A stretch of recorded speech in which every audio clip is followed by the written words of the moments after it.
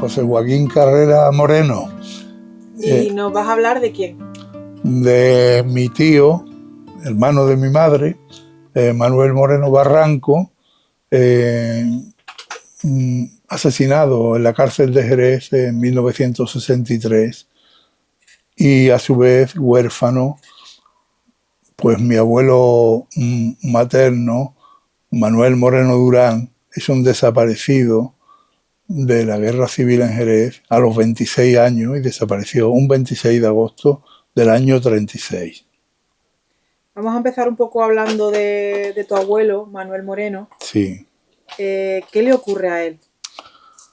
Bueno, Manuel Moreno Durán era un joven, entiendo que bastante idealista, que en los últimos años de su vida, que fue tan corta como que murió previsiblemente a los 26 años, pues va descubriendo en los años de la República un movimiento fuerte de naturismo, de naturosofía, de vegetarianismo. Surgen círculos, hay conferencias naturistas, se celebra un congreso naturista y él participa y va comprando publicaciones de ateneos libertarios que van tratando estos temas del naturismo, que tienen que ver con la salud de un sentido holístico por primera vez, lo que era la escena cultural española.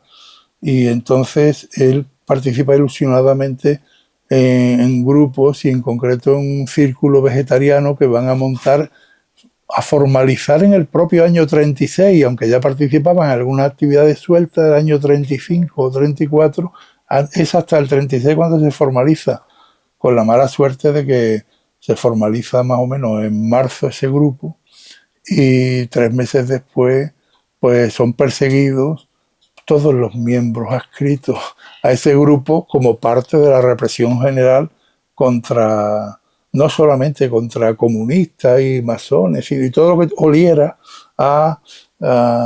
bueno, anarquista en este caso, oliera. Entonces, pero no era un activista claramente político, ni mucho menos partidario de la violencia, hasta Tenía, donde sabe. Joaquín, simplemente inquietudes.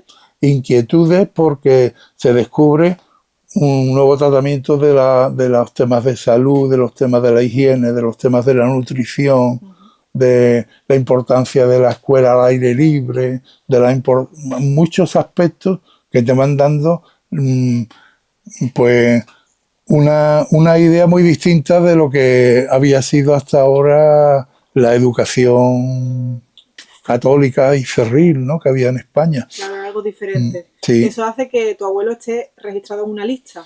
Sí, porque él participa como miembro de ese grupo. Entonces, cuando lo peor que hubo, el golpe de Estado...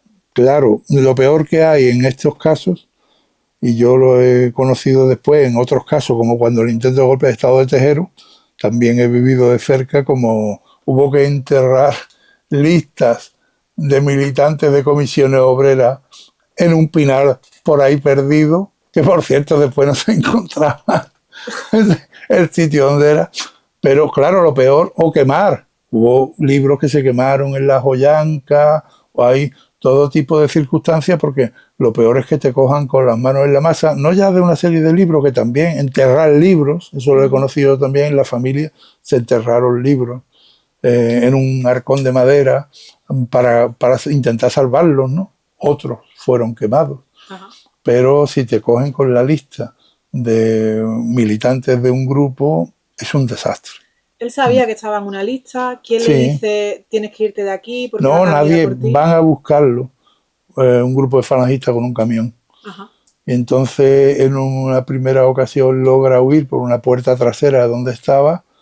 Y entonces permanece escondido, y en la noche vuelve y ya se despide de mi abuela, y porque ve que, y efectivamente volvieron más veces a intentar cogerlo, ¿no? Y entonces él sale camino. La idea era llegar a las zonas de la serranía donde había resistencia o que conectaban con la zona roja, con lo que era Málaga la Roja y su serranía, que todavía estaba. O sea, los pueblos más cercanos desgraciadamente cayeron todos, prácticamente. Yo creo que la provincia de Cádiz, no lo sé bien en el mapa de la provincia, pero yo creo que la provincia de Cádiz, si no entera, casi entera, Sí. cayó en un primer momento tan fuerte como en Jerez, vamos, que fue tomado. Quizá Entonces, la última en quizá, tomarse fue San José del Valle. y por ahí algunos, sí, efectivamente, y después a lo mejor por Alcalá, en los montes, o claro, uno intenta huir por ahí para llegar a algún sitio con la intención mental, eso se adivina de mucha gente, de llegar a la zona roja. Pero la mayoría cayeron por el camino. Cayeron o por el camino en emboscadas o fueron directamente el cortijo del Marrufo, pues allí los van a, vamos, casi a bombardear, no me acuerdo. Entonces, claro, no sabemos más de mi abuelo. Sin embargo, pues no sé, 2 semanas después o así, alguien que permanecía con el comercio de huevos todavía con pueblos de la sierra le trae el aviso a mi abuela de que él ha caído, de que creen que es él y uno de los que ha caído en una emboscada. Que no sabemos ni el dónde ni el cómo. Entonces, tu abuelo Manuel Moreno Durán desaparecido, Sí. Sin poderse conocer demostrar tampoco que haya muerto, ni mi abuela poder ser viuda. No ya, aparte de no haberte podido despedir del ser querido, pues ni siquiera, o sea, tú todavía mantienes la última esperanza en tu corazón de que a lo mejor no ha muerto y a lo mejor logro seguir, ¿no? Porque claro, tú no tienes los datos fehacientes. ¿Cuántos años tenían sus hijos cuando él...? Pues uno tenía 4, que prácticamente casi es esto, no sé cómo se ven aquí, pero... 4 añitos. Y 2, 6, sí. Eso es 30 y 32, pues 4 y 6 huérfanos. Aquí deben estarlo ya, ¿eh? Yo no me acuerdo. Está de negro. Es la madre de mi abuela. Es mi bisabuela la que está aquí. Tu bisabuela está de negro. Bueno, pero eso era eterno. Muchas bisabuelas también. Pero bueno, vete a saber. Pero sí, a esta edad prácticamente van a quedar huérfanos. Sí. Claro, eso pesa también cuando el hijo va descubriendo la historia de el padre desaparecido, ¿no? ¿Quién te habla por primera vez de Manuel Moreno Durán, de tu abuelo? Bueno, se habla muy poco. Es ahí un tema, tanto incluso con el caso de mi tío y con el de mi abuelo, son figuras que son veneradas en el domicilio familiar, con un retrato allí puesto en la habitación de mi abuela, tanto de uno como de otro, pero prácticamente era muy difícil sacarle información porque yo creo que dolía tanto que no querían hablar de eso. El caso de mi abuelo, pues igual, casi todo lo que sabemos lo hemos sabido de muy tardíamente por mi madre más que por mi abuela, en el caso de mi abuelo, y en el caso de mi tío, bueno, por muchas de las investigaciones que especialmente Óscar, yo empecé, pero Óscar después desarrolló muchísimo esas investigaciones y entonces sabemos muchas más cosas, pero no había una clara conciencia familiar, es que no se quería hablar, dolía tanto la herida que no se quería hablar de ello.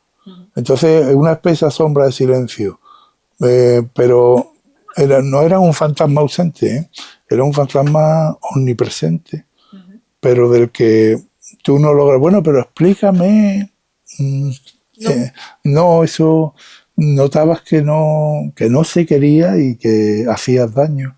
Y entonces yo pues saqué muy poca información en directo en mi infancia y primera juventud. Ya fue después ya siendo yo más mayor y ya con mi madre bastante mayor, cuando empiezan a contar cosas también y uno también hila muchas otras, ¿no? E investiga. Últimos años de vida, entonces, de tu madre. Sí. Hombre, yo sabía que, claro, que era un escritor, sabía y siempre he tenido interés, estaban allí los papeles, están aquí. Esto es solamente un archivo de 8 o 10 archivos que tenemos en una zona Ajá. Ahí están las novelas, los cuentos, muchas cosas.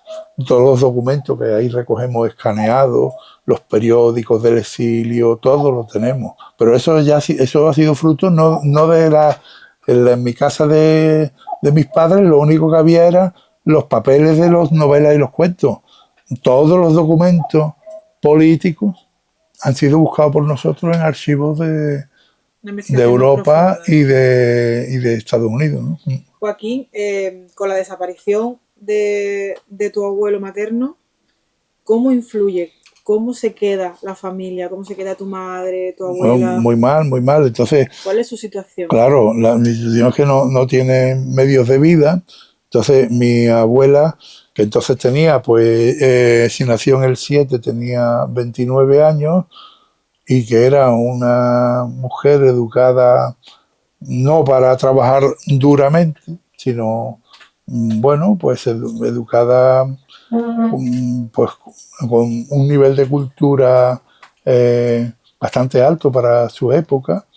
Me refiero a que, bueno, siempre leía mucho, incluso porque de hecho sus padres, que es mi bisabuelo, y esta es mi bisabuela, y mi bisabuelo, por el que yo llevo el nombre, Joaquín, era maestro carpintero y bibliófilo.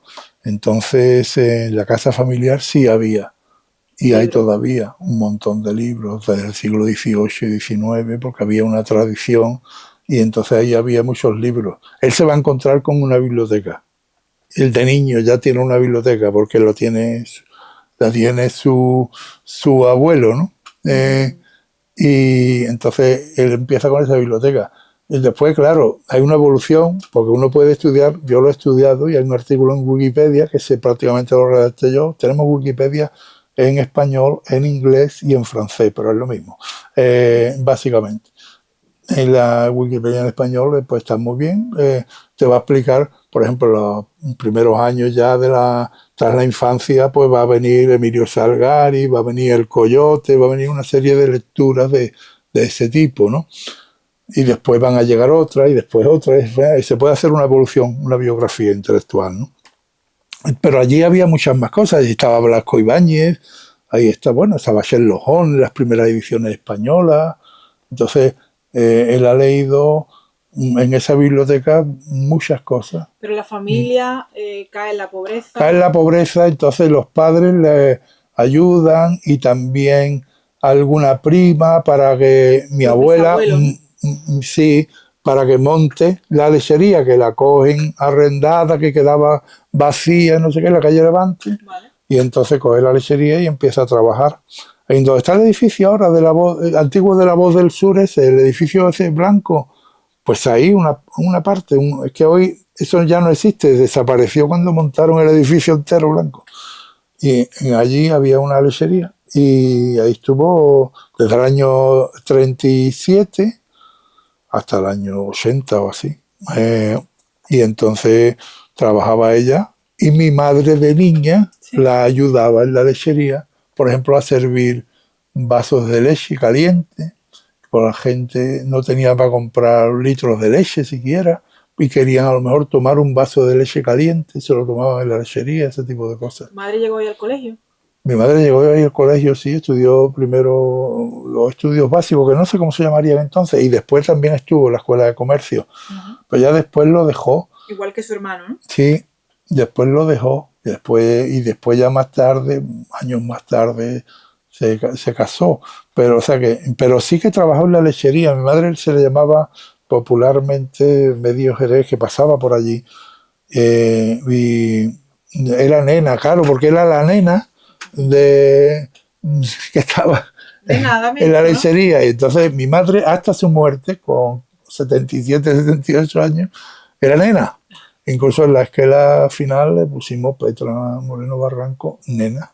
Claro, porque hay gente que por Petra, además como a ella no le gustaba el nombre, a mí no me parece mal, pero no le gustaba. Y entonces, pero es que todo el mundo la conocía por nena desde servir en la lechería, toda la infancia. Tu tío Manuel Moreno Barranco también estudia comercio, luego se sigue formando. Sí. Estudia las oposiciones. Oposiciones, lo saca y trabaja en el Banco de Jerez que creo que estaba en la calle Caballero, y si no me equivoco era donde está hoy la Fundación Caballero Bonal, la sede esa que tenía, el Banco de Jerez. Y entonces, bueno, pues allí se va a tirar desde el 48 hasta el 56, en que ya va a partir a Madrid, de manera que está desde sus 16 hasta sus 24 años, definitiva, de 16 a 24, menos un año en medio que por una tuberculosis lo tuvo que dejar para curarse, y le costó bastante trabajo, una tuberculosis. Estaba entonces prácticamente el año entero tomando el aire fresco en Grazalema y en Benaocá, eh, y logró superarla. Y volvió al banco. Entonces él hace amigos en el banco, ya es una vida ya de, en fin, ya amigos, que la Semana Santa, pues por ahí andan las fotos. Las fotos las tenéis también todas en la web. Hay una parte de poner galería de imágenes, creo que hay 50 imágenes, ahí se ve Semana Santa y van los chavales con sus trajes como ahora, en definitiva. Y ella se mantilla y no sé qué, y a lo mejor tienen 18 años. ¿Por qué se va él a Madrid? ¿No? ¿Primero a Madrid o primero a Madrid, claro, porque va creciendo el tema del ambiente literario. Él nota que aquí esto es muy aficiante y él quiere estar en Madrid porque allí pasan, dentro de lo que cabe, más cosas que aquí no pasa nada, ¿no? Entonces hay cartas muy interesantes. Con amigos que algunos se han ido a Madrid, otros se han ido fuera, han emigrado a Venezuela. Había un afán de poder salir del pueblo tremendo, y él también lo siente, sobre todo literariamente. Y entonces tenía unos primos en Madrid, allí se va y a unas vacaciones y logra conectar con, no sé exactamente cómo fue, pero ya casi cuando han pasado 2 meses logra entrar en el Banco Popular en Madrid, y entonces allí pues se va a tirar, pues también, bueno, no tanto porque estaba desde el 56 hasta el 59 en que decide dejarlo para irse a París. También se le va quedando corto. Claro, ¿qué pasa? Las lecturas de Jerez eran las de la biblioteca familiar histórica y las juveniles, pero ya en Madrid va a conocer muchas más cosas de todo el realismo social, yo qué sé, el Jarama, de Sánchez Ferlosio, no sé, todo eso son lecturas que van entrando en esos años 50 en París, ¿no? Pero también piensa que hay mucho más, el aire es más libre y más fecundo en París. Entonces en el 59 decide abandonar Madrid y, aprovechando de nuevo, es su táctica habitual, unas vacaciones, marchar a París y a ver qué pasa, ¿no? Y bueno, también lo pasa mal, pasa a lo mejor 2 meses sin un duro y pasando hambre, vamos, pero hay un cúmulo de circunstancias, y hay un español o una de Jerez que trabaja en la casa de uno que resulta que es español de antiguo, de segunda generación, y tiene criados españoles y lo conoce y trabaja en el Banco Francés de la Agricultura y entra en el Banco Francés de la Agricultura 1 año a prueba y después 2 años más. Total, que entra a trabajar en el Banco Francés de la Agricultura. Él sabía francés ya porque había estudiado francés. Claro, eso es un valor importante. Y entonces él está muy bien allí, encuentra una novia que le quiere mucho, se quieren mucho, etcétera. Pero a pesar de todo hay un descontento, y lleva una vida de bancario en Jerez, en Madrid y en París, y yo quiero dedicarme de lleno a la literatura, porque él ya está habiendo preparado en el 59 justamente lo que va a ser su primera novela, que esta la publicamos en el ayuntamiento en 2003, que es Arcadia Feliz. Esta novela pues la está escribiendo todo el año 59 y la termina en París, y entonces su obsesión a partir de ahí es publicar esta novela. ¿De qué va la novela? Esta novela, la Arcadia Feliz, es supuestamente Jerez de la Frontera, una ciudad que la PUS le supura en las entrañas, pero claro, nunca se dice Jerez, se dice Vetusta, se dice no sé qué, en fin. Y entonces esta novela también la tenéis en la web, ¿eh? O sea, no preocuparos que todo está ahí. Y esto lo sacamos, que yo era además el director de la colección, cuando se me ocurrió montar, una pena porque esto no ha seguido, pero creo que está aquí, una colección titulada, ya no veo, pero me parece que era por ahí detrás lo pone. Bueno, ahí pone Ayuntamiento de Jerez. No, pero detrás no, pues dentro en la solapa trasera quizá lo diga. Había un proyecto, que era mío, de publicar 10 Utopía y títulos. Revolución. Utopía y Revolución, próximos títulos. Y entonces este era el primero, ¿eh? Saqué también el segundo, ¿eh? Saqué Ramón de Cala, o al revés, este es el segundo, no me acuerdo. Ramón Que de aparecen Cala. también documentos, ¿no? Y sí, aparecen documentos y aparecen 3 o 4 artículos, pero que todo lo tenemos montado en PDF. Entonces, él lo que quiere es publicar esta novela y lo intenta con Barral en Barcelona, con Carlos Barral, pero no coincide y no hay manera. Lo intenta con México, con Editoriales del Exilio, conecta con el gran escritor español del exilio, Massaú, que hace gestiones y logra que una editorial mexicana va a salir publicado. Incluso tengo el libro que anuncia que iba a salir publicado en sus solapas, pero esa editorial desgraciadamente cayó financieramente antes de publicarlo. Y entonces no se termina de publicar, a pesar de múltiples intentos. Entonces, este libro no se llega a publicar. En el año 63 y no se llega a publicar hasta que el Ayuntamiento de Jerez en 2003, porque se cumplían 40 años de la muerte. Entonces yo logré 2 cosas. Una, vamos a sacar este libro, y otra, esa no fue una iniciativa mía, porque yo no pido ese tipo de honores ni siquiera para mi familia, ni menos para mí, pero y entonces el alcalde Pacheco dijo, bueno, y vamos a poner una calle, y hay una calle, escritor Manuel Moreno Barranco, que está en La Granja, que también se puede ver en la web, que está cerca del polideportivo de La Granja, una calle ahí, una calle un poco perdida, pero hay una calle, escritor Manuel Moreno Barranco. Eso es lo que hicimos con los 40 años, el libro, que es el homenaje que hicimos. Joaquín, pero cuéntame también, él vuelve a España, viene a Madrid, ¿en qué año? Claro, él se tira 3 años en París, allí son de nuevo años donde descubre, pues qué digo yo, a Levi Strauss y el estructuralismo, está leyendo a Michel Foucault las primeras ediciones, además nos conta por amigos con los que leía esos libros, ¿no?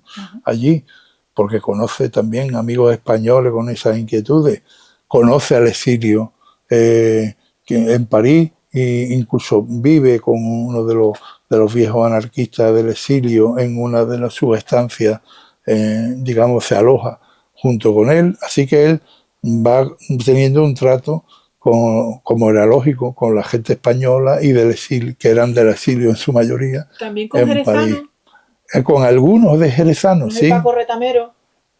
Paco Retamero, Paco de la Rosa, ¿no? Paco de la Rosa, sí, también, ese era amigo de la familia. Tuvo que salir huyendo y Paco de la Rosa pues se instala, no en ese momento, es más tarde, cuando Paco de la Rosa llega a París. Llega a París un poco más tarde. A la Sorbona. Antes, no es en el 59 que él está ya, 60, 61, fíjate, en el 62 él deja París, y yo no sé, en verdad, si allí coincide o no, pero Paco de la Rosa era muy amigo de la familia nuestra, de mi madre y de mi abuela, de anteriormente y de después, vamos, y todas las navidades felicitando desde París, los crismas, y después, bueno, después el hijo que volvió, ¿no?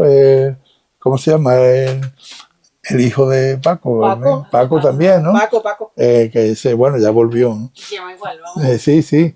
Y que yo a él personalmente no lo conozco, pero mi hijo Óscar ha estado varias veces con él, con el hijo, y le ha contado muchas historias, porque además resulta que eran muy amigos también, de parte de la familia, y recordaba cosas. Bueno, entonces él vuelve a Madrid.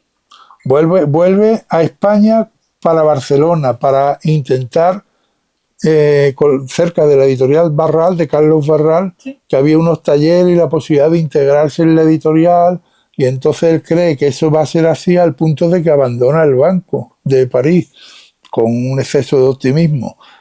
Después no es así por distintas razones y sigue esperando en Barcelona hasta que finalmente no le sale ninguna de sus expectativas y termina bajando a Jerez ya porque va a llegar la Navidad y ya no pasa por Madrid, Barcelona, digamos, a Jerez para ya estar con la familia. Entonces él aterriza o viene en tren, que no lo sé, se será en tren, en Jerez para ya la Navidad del 62.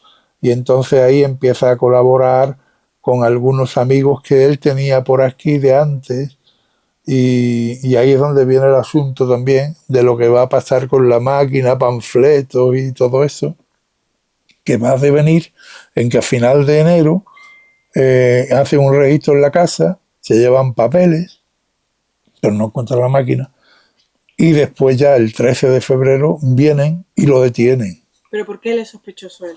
Es sospechoso, no se sabe por qué se te acusa, porque eso es casca, el proceso de casca. O sea, se lo llevan, ya veremos, se lo llevan. Pero no se le acusa de no sé qué, no, ni hay un mandamiento judicial para ello tampoco. Está 2 días en la comisaría y después lo meten en la cárcel de Jerez.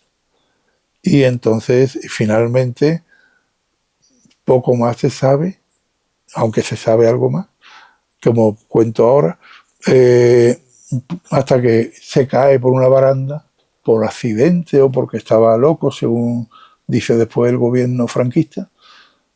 Y la verdad es que con Grimao había pasado lo mismo, lo tiraron por un barandal después de haberse pasado con las torturas, pero no lo lograron matar, y entonces tuvieron que finalizar con un consejo de guerra urgente para 2 meses después fusilarlo. ¿Okay?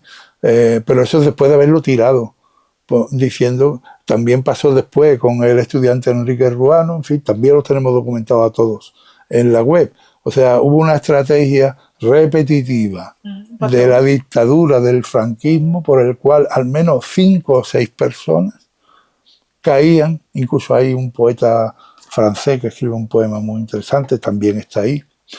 Esa extraña moda en España porque la gente se cae por los balcones, ¿no? En sentido irónico. Entonces, pues se cayó por el balcón o por el barandal.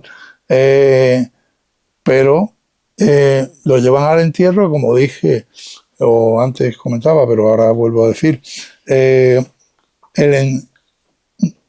Primero lo llevan al hospital, donde en verdad no está muerto, está agonizante, y a las 4 de la tarde de ese mismo día, que lo llevan por la mañana, fallece, con un policía al lado de la cama para que nadie pueda visitarlo. Y entonces él se va a enterrar como parroquiano, que era de la calle Levante, en la parroquia de los Descalzos, incluso se anuncia así, pero cuando llegan allí, pues el párroco impide la entrada al féretro porque considera que, avisado por la policía, yo entiendo, advertido por la policía y obediente a la policía, de que esto era un suicidio y no podía hacerse entrando en la casa de Dios, y desde la puerta hace así con el hisopo y hace un responso y que siga. El entierro no va casi nadie, porque el entierro los amigos están aterrorizados, cada uno escondido debajo de la cama, la verdad. Hay un grupo de activistas, al que yo he llegado a conocer a algunos de ellos, ya mayor con 80 años, que ha enviado a la calle Levante un ramo de rosas rojas, y la policía está investigando que quién ha traído esto aquí, este ramo de rosas rojas, porque están vigilándolo todo, intentando investigar de quién es eso, que era por parte de algunos miembros del Partido Comunista que habían hecho juntado para hacer un ramo de rosas rojas y enviarlo.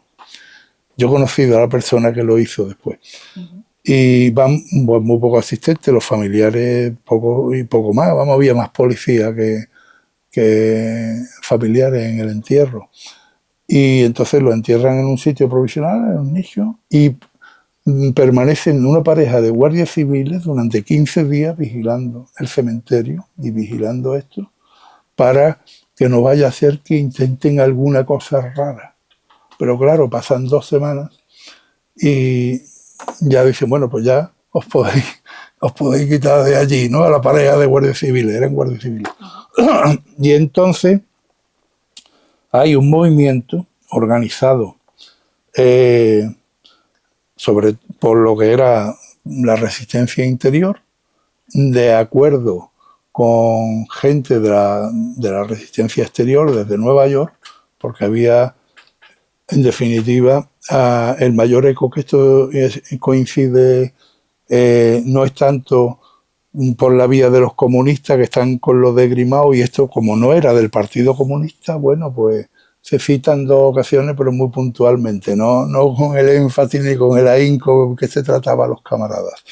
Sin embargo, en Nueva York hay gente del exilio, más bien de ascendencia ácrata, que viven ya años allí organizando la resistencia contra Franco, y entre ellos y montan las casas de España en el exilio, y tienen un medio que se llama España Libre, y tienen un personaje que se llama Julio González Malo, que ese era el bueno, Malo era el bueno, porque él moviliza todo esto, envía notas de prensa desde allí, pero a 500 personas, tenemos las listas, era metódico, las personas a las que enviaba y tal igual, y salen notas de prensa en un montón de medios, todo desde Nueva York, ¿no?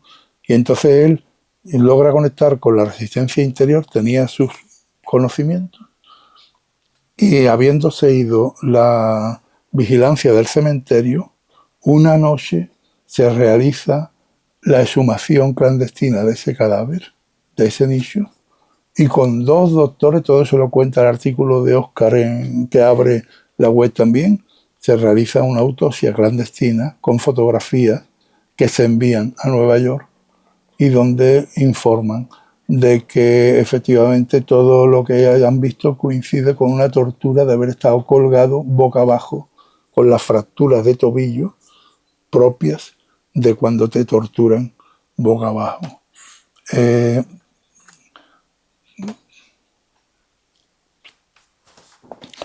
Bueno, y esas fotos fueron vistas por esta gente del exilio, y lo sabemos porque el propio Óscar, mi hijo Óscar Carrera, en hasta 2 ocasiones antes de que se muriera, llegó a hablar con el ayudante de Julio González Maro, que era un chaval también exiliado porque tuvo que quitar en medio de la España de Franco entonces, y que era José Nieto Ruiz, y le contó que vio la fotografía y que se la enviaron a un senador demócrata muy famoso entonces, que era Javis, que tenía los contactos con el secretario de Estado norteamericano.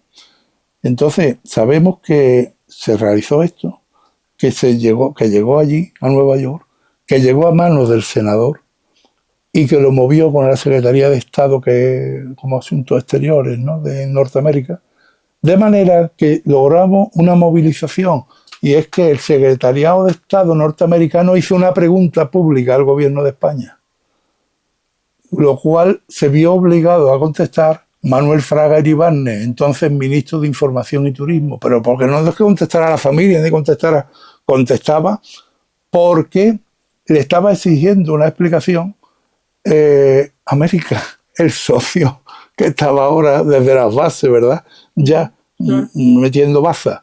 Y entonces tuvieron que hacer una supuesta investigación y dar unas explicaciones, y entonces empezaron a decir, bueno, que esto, claro, que este hombre pues, tenía tuberculosis, sacan de algún sitio, lo cual fue verdad, que tuvo a los 16 años o 18 tuberculosis, y que prácticamente parecía que era un enfermo psiquiátrico y que debe ser un acto de locura que se ha tirado y no sé qué. En fin, una desacreditación de ese tipo está escrita en respuesta de radio por Manuel Fraga y la dio por escrito. Y gracias a todo eso se enteran un montón de intelectuales españoles, entre ellos Caballero Bonal y un montón de intelectuales más, porque Fraga sale hablando del caso porque está contestando a Estados Unidos. Y entonces tuvieron el coraje de agradecer,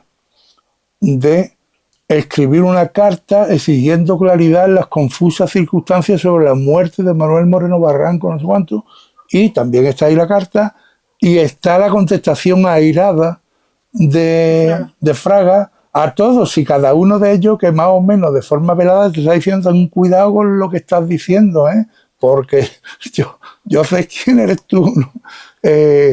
Y como le pasa a Caballero Bonal, que esa carta apareció, por cierto, en el archivo de Caballero Bonal, cuando un día estaban en Jerez organizando el archivo de Caballero Bonal para la fundación, Si yo me mira una carta de Fraga a Caballero Bonal y hacía todo, ¿no? Una carta que, nada, que aquí había unas condiciones inmejorables en las cárceles españolas, que nadie tenga duda, que no sé cuánto, que no sé qué, que en fin, ya se os podéis imaginar, todo eso está ahí. Pero todo esto vino, pero entonces sabemos que fue torturado y sabemos que no se mató, claro. Bueno, es que también me daría igual, si es que es como si tú me dices, es que Allende se mató, porque Allende estaba en la moneda y en el último momento, cuando lo iban a coger, a lo mejor se pegó él el tiro. Yo me lo puedo creer, pero eso no significa que no lo haya matado el régimen. O sea, el régimen lo ha matado.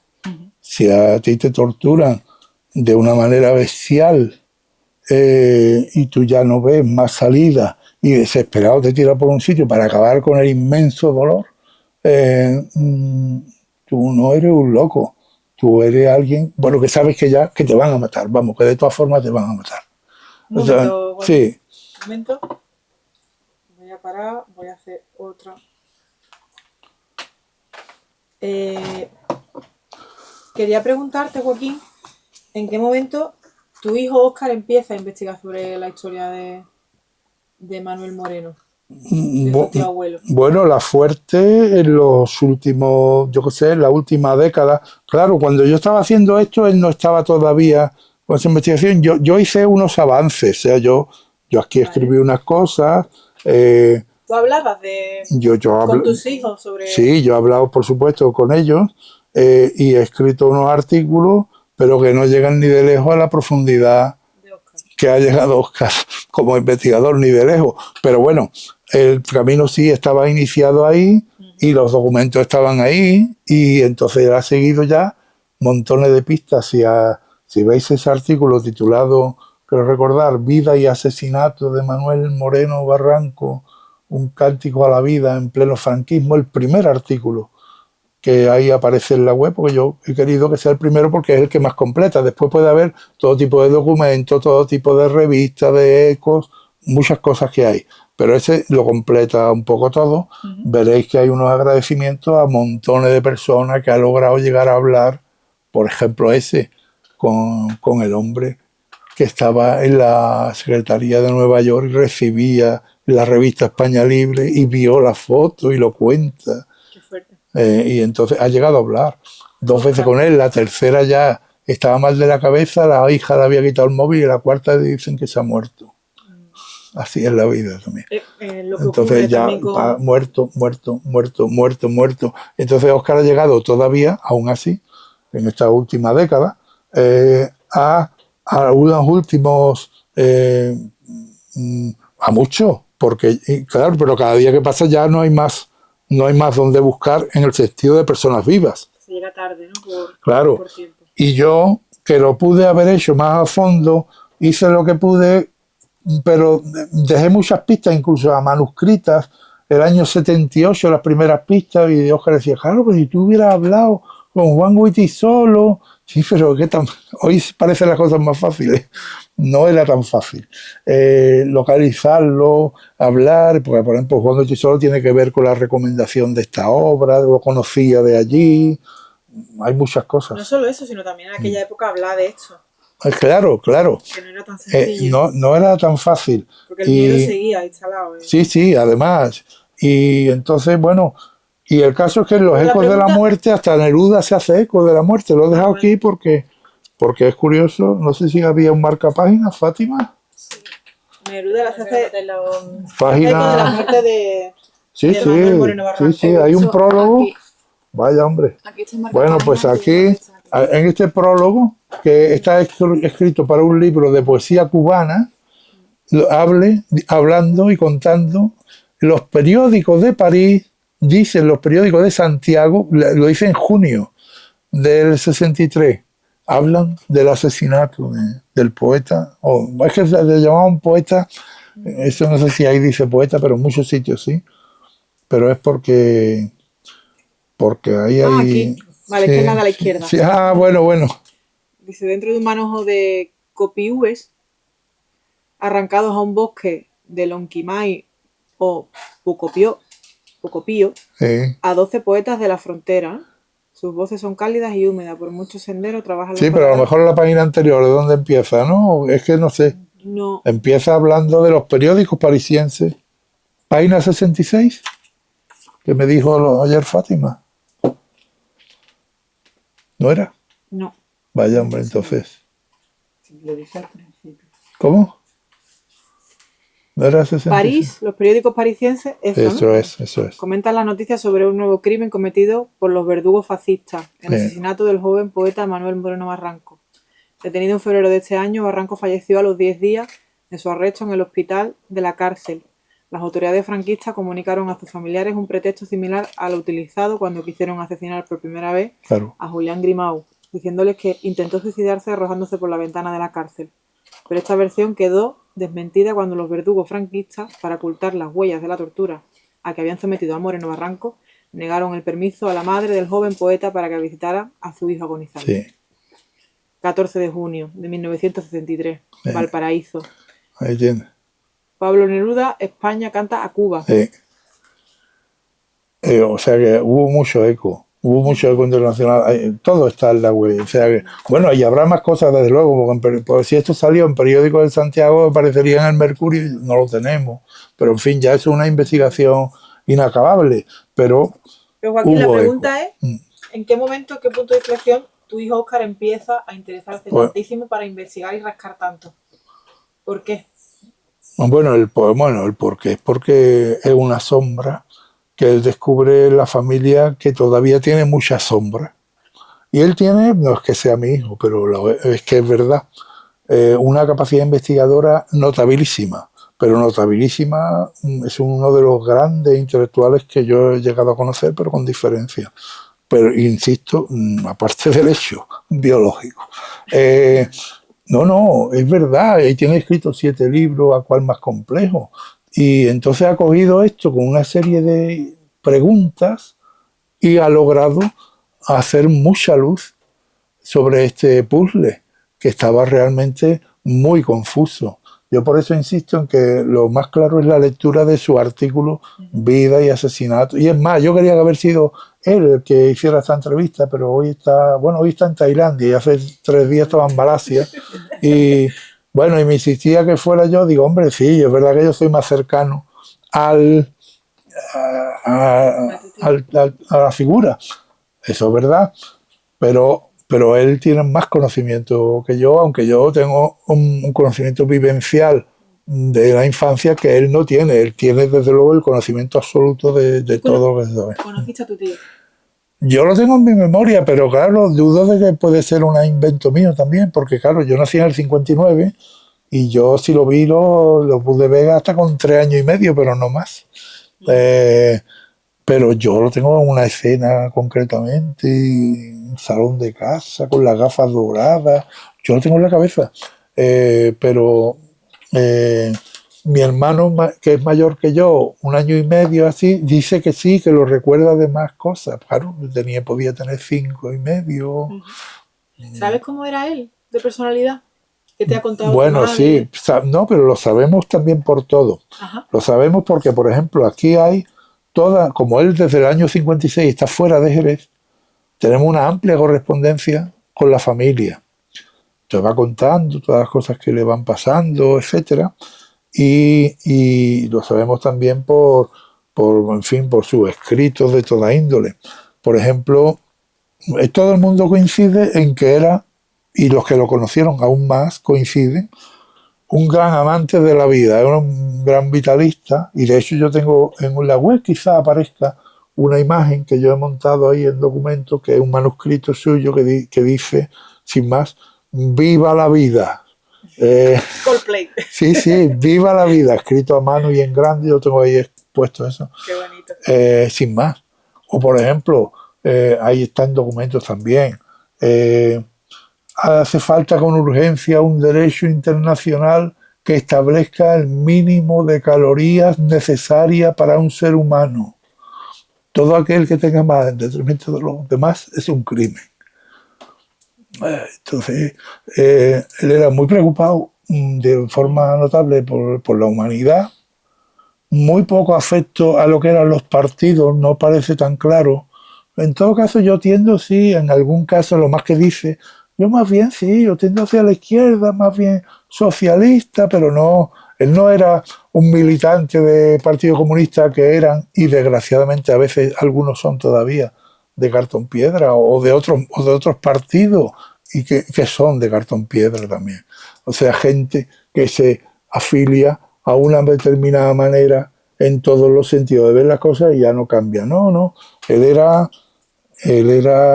un intelectual, era un intelectual. ¿Tu madre hablaba de él? ¿También lo tenía presente? Sí, pero claro, no hablaban, o sea, lo tenían muy presente. Y por supuesto, nunca faltó ninguna visita al cementerio de todo y algunas misas, porque mi abuela, pues, bueno, realmente yo creo que era bastante anticlerical, pero en el fondo, pero era religiosa. O sea, pero su experiencia con la propia iglesia, y bueno, y la última que digo, pues cuando te niegan recibir a tu hijo, pues ya tú ves, ¿no? Pero eso no quita que tú seas religioso. Él no tuvo oportunidad. Y que tú te preguntes cuando muera Franco, y entonces tú en vez de estar contento, estás triste como era mi abuela. ¿Por qué? Porque estaba muy triste, porque se había muerto en la cama. O sea, claro. Entonces, Dios no existe. No hay misericordia divina.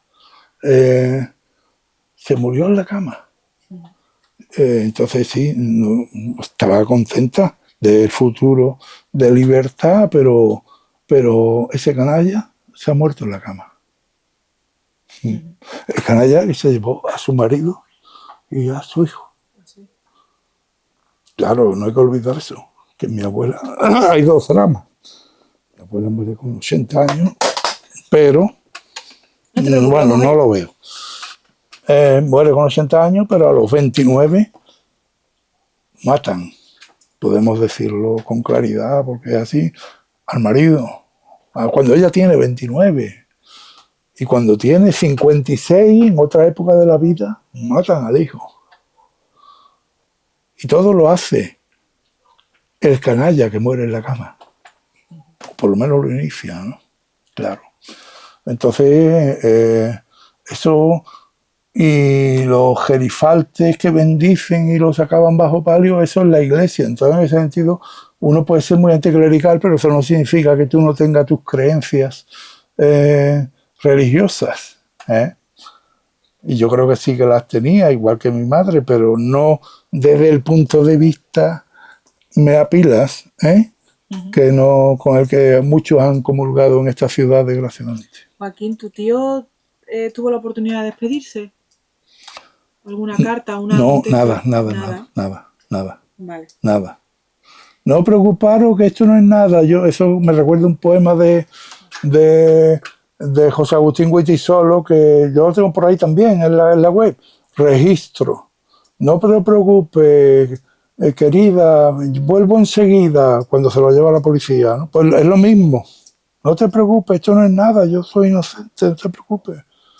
Ya, la historia de muchos. Vuelvo enseguida. Y no volvió, ¿no? Pero has dicho antes que en el Hospital Santa Isabel de Hungría sí que pudo ir, ¿no? A visitarlo por última vez. Sí, pero no hubo una conversación. Además había el policía aquí, pegado a la cama. Entonces no pudieron hablar, o sea, le estaba ya... No, y además es que creo que no estaba en condiciones ni de hablar. Imagínate si tenía fractura de la base del cráneo. A punto de perecer, yo qué sé. Pero sí lo vio, ¿no? Sí lo vio. Mi abuela no lo vio vivo. Quizá lo vería muerto, pero no lo vio vivo. O no sé si lo vería muerto, yo no sé cómo anda. En ese detalle se me escapa porque la policía que estuvo vigilando esto, el féretro y para el cementerio el nicho y la Guardia Civil. O sea... Joaquín, para ir terminando... Sí.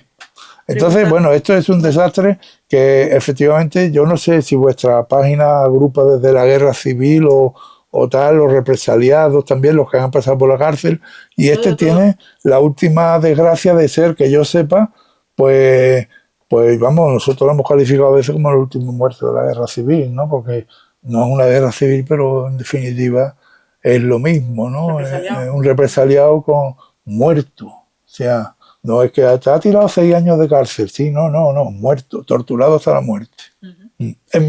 Cuando se celebraban o se iban a celebrar inmediatamente los 25 años de paz del franquismo, que es del 39, y en el año 64 se inauguran con todo boato 25 años de paz. Pues ahí estaban matando a la gente. Hasta el último momento. Hasta el año 75, hasta septiembre del 75, que siguen matando, incluyendo por garrote vil.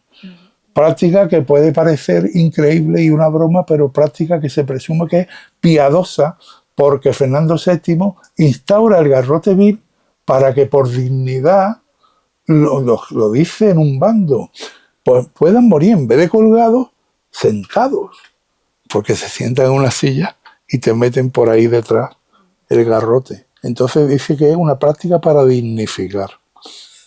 Fernando VII, ese era el otro, un gran canalla de la historia de España. En definitiva, que se cargó medio siglo XIX.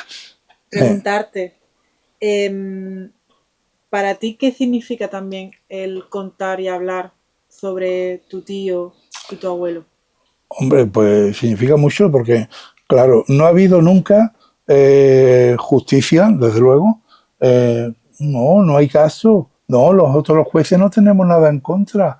No, ahí no hay registro de que hubiera ni siquiera entrado en esa cárcel. No, aquí no sabemos nada. No, vamos a investigar el archivo de aquel Consejo de Guerra. No, se quemaron en San Fernando los documentos de aquel archivo militar. Se quemaron.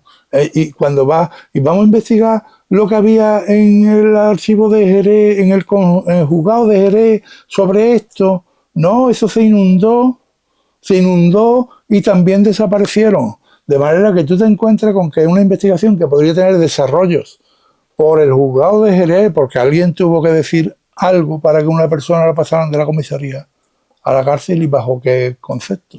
Desaparece inundado. En que el Consejo de Guerra, donde se explica en qué consistía aquellos supuestos panfletos contra el ejército, contra Franco, toda esta historia que condenaron al otro a 2 años en la isla de Alborán, y la prisión entonces de Alborán, desaparecen los papeles también en un incendio, curiosamente cuando va a llegar la democracia. O sea, que es que todo es... todos son caminos cerrados a veces para la investigación. Entonces, para mí significa mucho, porque aquí no hay justicia y no va a haber reparación.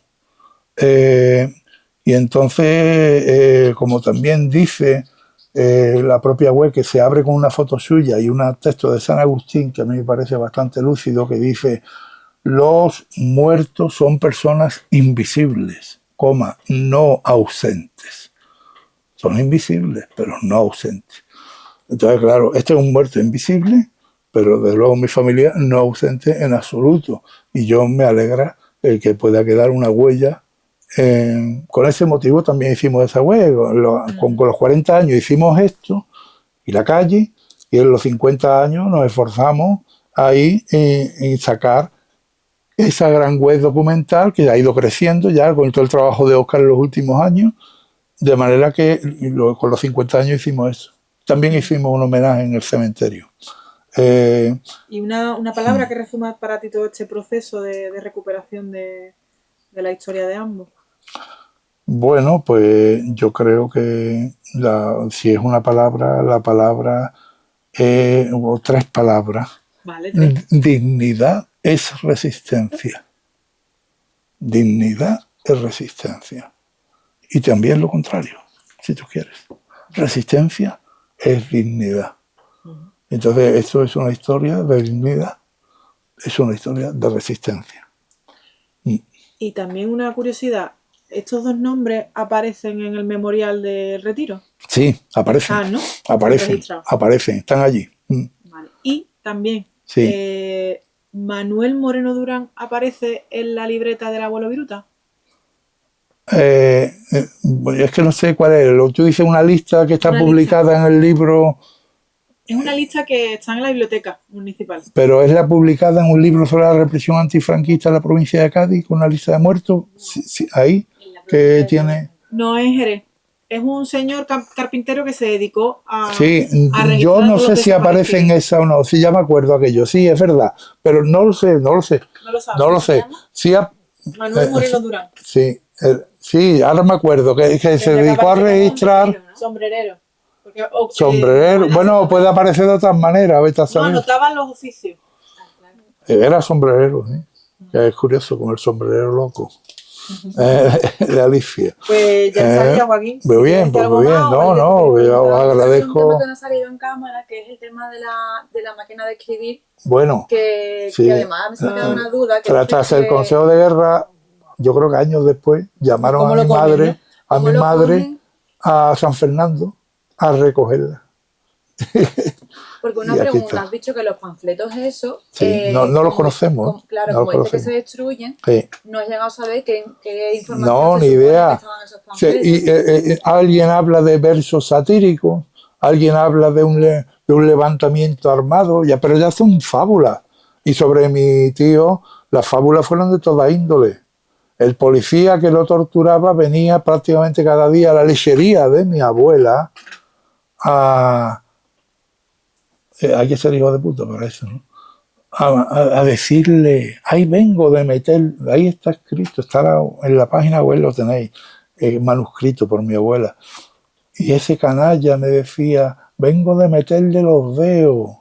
Y le digo, hereje, que eres un hereje, que a ti ya no te salva ni Dios. Y dice mi abuela, y el muy canalla encima decía lo siguiente, decía, por cierto, que he visto una foto y yo creo que su hijo no se parece mucho a su abuelo, ¿no? Como diciendo que su hijo ni siquiera era hijo de Manuel Moreno. O sea, venía a meterse con mi abuela en la lechería en esos días. Ese canalla se llamaba Manuel Sotomayor López. Debe haber muerto y recibe nuestra maldición por los siglos de los siglos.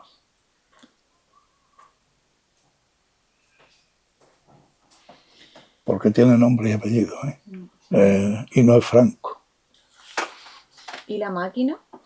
Cuando lo descubren que va con la máquina y ese es como el motivo, ¿no?, por el que ya lo arrestan, luego la incautan. ¿Y cómo acabáis vosotros teniendo esta máquina entonces? Porque la incautan para los efectos del Consejo de Guerra como prueba, que no sé qué, que no sé cuánto. Cuando aquello acaba, si que te la incauten no significa que no te la devuelvan las Eso, cosas. pero me Claro. ha extrañado que la No, devuelvan entonces a la familia sí llaman. Sí, mire usted, tenemos aquí en San Fernando, no sé qué, y me cuenta, eso me contó mi madre, y un día fueron, mi hermano incluso pequeño, creo, mayor, quiero decir, que sabía la historia y fueron a recogerla.